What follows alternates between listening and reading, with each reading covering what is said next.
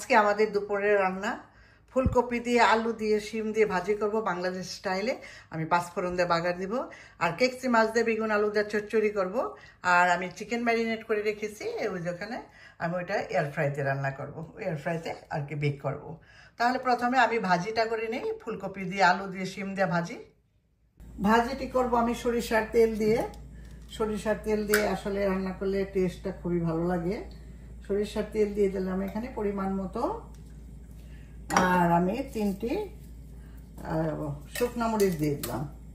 একটু কালো হইলে আর কি, ব্রাউন হইলে, একটু পুরা পুরা হইলে আর কি ফ্লেভারটা সুন্দর আসে। তো আমি আজকে পাঁচফোড়ন দিয়ে রান্না করব।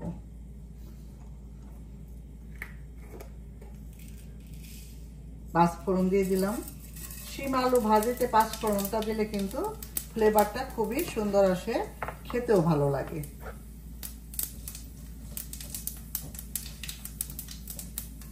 পেঁয়াজ কুচি দিয়ে দিলাম।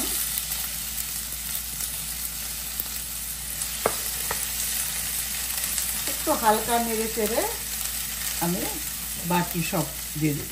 এই পর্যায়ে আমি আলু দিয়ে দিব। আলুটা একটু টাইম লাগে, অল্প একটু 2 মিনিটের মতো আমি একটু ভেজে নিই।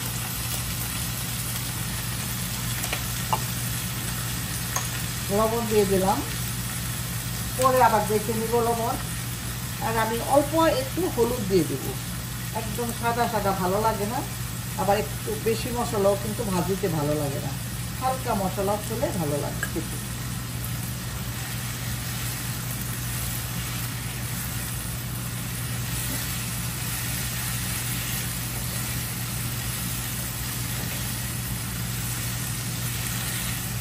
এখন আমি শিম দিয়ে দেব। আমাদের এখানকার শিমগুলি আবার একটু দেরি হয় গলতে, সেদ্ধ হইতে। এখন আমি শিম দিয়ে দিই।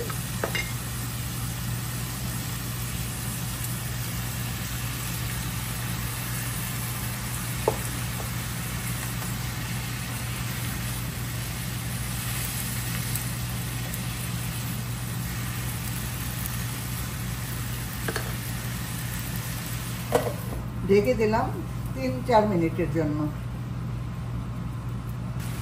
এই পর্যায়ে ফুলকপিগুলি দিয়ে দিই।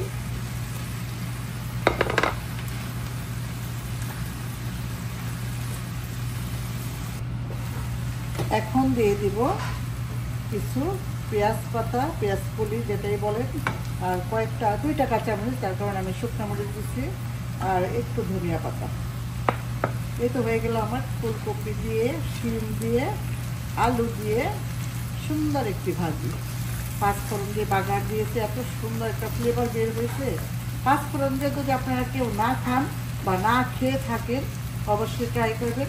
খুবই সুন্দর একটি ফ্লেভার বের হয়, আর খেতেও কিন্তু অসাধারণ লাগে। এখানে মাছ রান্না করার জন্য আমি হাতে মেখে মাছ রান্না করব, কাকসি মাছ।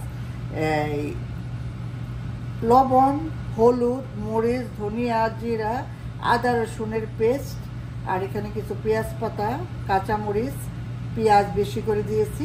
হালকা হালকা সব মশলা, খুব বেশি দেওয়া যাবে না, ছোট মাছে বেশি মশলা দিলে ভালো লাগে না। যেভাবে আমি রান্না করি ওইটাই আমি দেখাচ্ছি, বলছি। তো এখন আমি সরিষার তেল দিব। সরিষার তেল দিয়ে মাছটি রান্না করব। আমি হাতে সুন্দর করে মেখে নিব। সরিষার তেল দিয়ে দিলাম, আর বাকি সমস্ত মশলা দিয়ে নিয়েছি। এইভাবে হাতে চটকে চটকে সুন্দর মতো মেখে আলতোভাবে মাছগুলিকে দিয়ে আমি এপিট করে হাত ধুয়ে পানি দিয়ে দেব। এভাবে হাতে মেখে মাছ রান্না করিলে কিন্তু খুবই ভালো লাগে খেতে।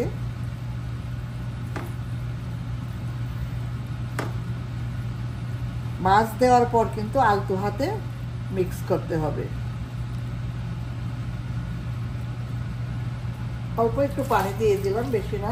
ছোট মাছ রান্না হইতে খুব বেশি সময় লাগবে না, আর বেগুন আলু আমাদের এখানে খুব তাড়াতাড়ি গলে যায়।